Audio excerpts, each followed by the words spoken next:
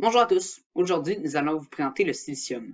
On va vous présenter la maquette, le schéma de construction et les fiches individuelles.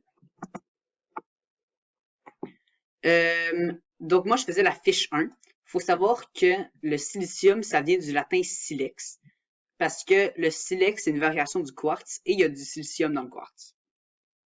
Tous les chimistes savaient que ça existait, mais c'est John Jacob Berzelius qui l'a prouvé et qui l'a isolé pour la première fois en 1823.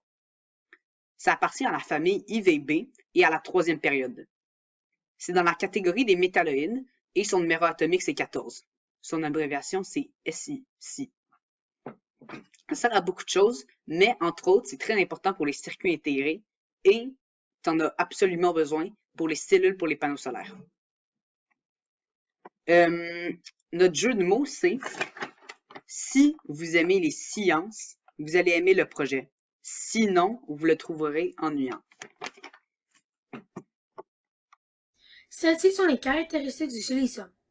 Son numéro atomique est 14, son symbole est Si, sa masse atomique est 28,85 mg, sa masse volumique est 2,33 g sur cm3, son point de fusion est 1414 degrés Celsius, son point d'ébullition est 3265 degrés Celsius, son rayon atomique est 1111 picomètres, son couleur gris foncé et son état solide.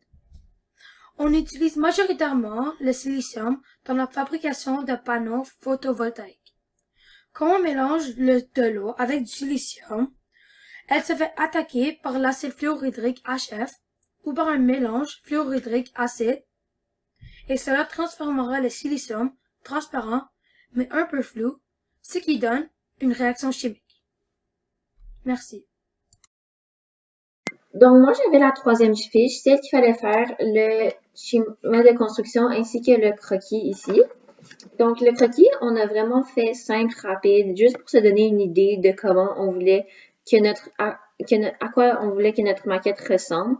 Donc, on a identifié les électrons, les protons et les neutrons.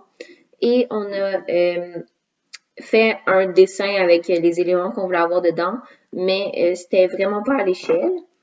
Ici, mais on s'est inspiré vraiment de ce dessin-là pour venir faire le schéma de construction. Lui, il est à l'échelle 1 sur 2. Donc, c'est vraiment très précis. On a toutes les vraies mesures et on a les matériaux qu'on a utilisés. Ensuite, avec le schéma de construction, on est venu construire le vrai atome. Donc, ça, c'est notre maquette finale.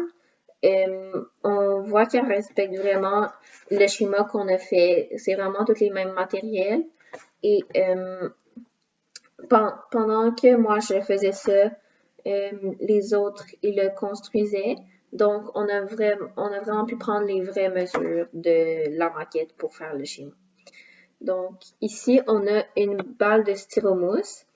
Ici, une balle de styromousse coupée en deux pour faire la base. Ça, c'est le milieu où ce qui tient tous les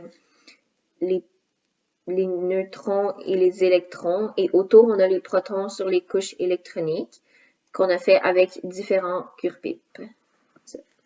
Voici nos molécules choisies. On a choisi les molécules suivantes, le méthylcylindriol et le diméthylcylindriol.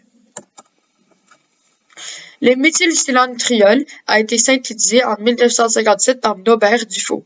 Il est souvent utilisé en tant que congruent pour les maladies de peau. Il peut se former par l'hydrolyse du méthyltrichlorosilane et il peut être métabolisé par certaines bactéries. Le diméthylcylindriol est un gaz incolore pyrophorique à l'odeur douceâtre. Elle est très inflammable et elle fut découverte le 3 juin en 1999. Sa masse volumique est de 1,023 g par cm3 et sa température d'ébullition est de 100 degrés. Merci.